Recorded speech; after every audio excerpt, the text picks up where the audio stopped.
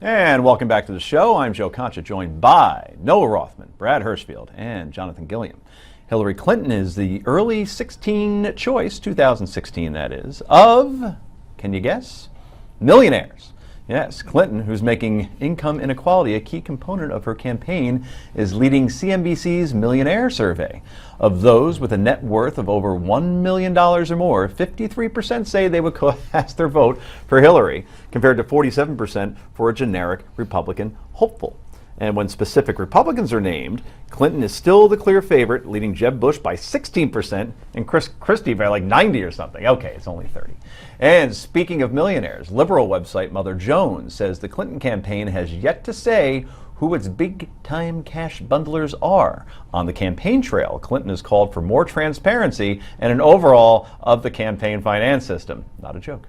In announcing his challenge to Clinton, Vermont Senator and self-described socialist Bernie Sanders decried the role of money in our elections. We now have a political situation where billionaires are literally able to buy elections and candidates. Let's not kid ourselves. That is the reality right now. So you got the Koch brothers and other billionaire families now prepared to spend hundreds and hundreds of millions of dollars in elections to buy the candidates of their choice, often extreme right-wing candidates.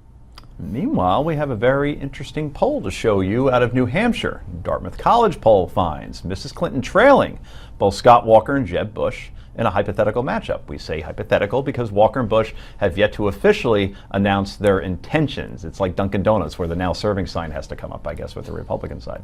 In other head-to-head matchups, the poll finds Clinton tied with Marco Rubio and ahead of Chris Christie, Rand Paul, and Ted Cruz. Curiously, John Kasich not in that poll. So, losing New Hampshire to Republicans, beloved by millionaires, probably funded by some, but we may never know. Why the secrecy? So let's discuss this for a little bit. A, Noah, are you surprised by that poll? And B, are you surprised that she's the number one choice in Millionaires? Very surprised by that poll, not even remotely surprised by the Millionaires situation. She's running perhaps the most disingenuous campaign that's ever been run, to the point that a lot of people don't even seem to bother not acknowledging that. We had people who are working on Wall Street who are giving on-the-record quotes to CNN some time ago, saying that they're really happy that Hillary Clinton is likely going to be the president's successor. She's going to be their woman in the White House, and that she has to run this inequality campaign just to sate the extreme left-wing fringes. But when she gets in, she'll thank her buddies in Of Wall course, Street. oh yeah, a former senator from New York is going to be friendly to Wall Street. That shouldn't be ringing any bells, and yet we have to all pretend that we have to dance this dance that Hillary Clinton is the champion of inequality. As the Democratic Party has moved left, she has to move left with it, but it is all so disingenuous. As for the Dartmouth poll, that is rather shocking. That's a real bellwether state. Absolutely, and that's where she won actually against Barack Obama in 2008 in New Hampshire. That was supposed to spur the comeback that never happened. Brad, let me ask you a question about Hillary's itinerary today. What billionaire's house was she at again?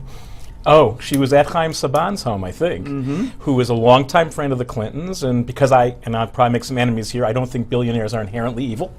I don't think that Wall Street is the evil empire or the axis of evil. I do think what's significant about all this is it allows people to step back and go, oh, right, it's not entirely clear that the Republican Party is the party of the wealthy and the Democratic Party is the party of the less than wealthy. The truth is they both have populist wings, they both have lots of money behind them, and I actually think it would be really healthy in this election if we could stop casting one as they're the wealthy big shots and those are the poor downtrodden, and really just look at what they stand for, what they want to do, and how they're going to get it done.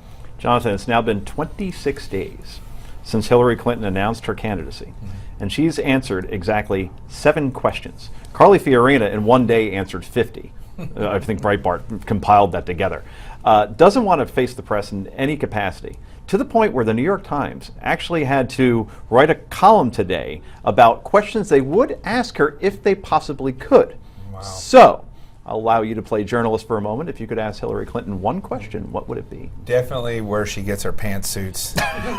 No, I would actually ask her if she was in charge of disciplining people at the State Department for doing things outside of the policy when they have a top secret clearance and they're read into a national security program that if the information is divulged from that program could injure the country, what would she do to discipline that person? Would she carry out the mandated investigations that should have been put underway on her, or would she just ignore the fact that that they may have gone outside of policy and procedure?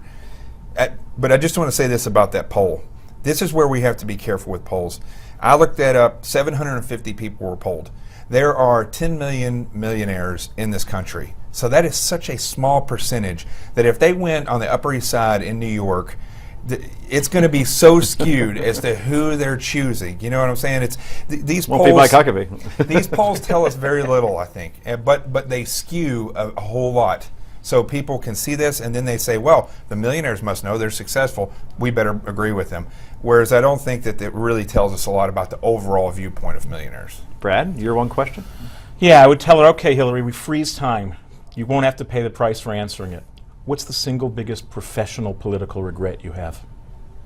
What do you think the answer would be? I have no idea, because I don't think she's able to talk about regret that way. That's what I'd like to smoke out. She lives in her own self-referential world, and there are things about her I really like and admire. It's called psychopath. But no, I didn't say that. I'm not the diagnostician. You want to go there, doc, you do that. But there is this sense of smug entitlement, and I do have a lot of respect for her in some ways that I can't get past. It's really hard. Noah? You have said that you now oppose DOMA, you oppose the 1994 crime bill, you oppose welfare reform. Do you believe that your husband's presidency set the Democratic Party back? It's a very good question.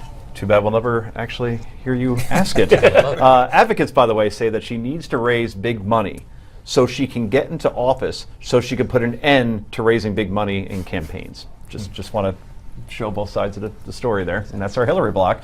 Coming up next, are religious colleges about to lose their tax-exempt status? We'll let you know after the break. Do not go anywhere.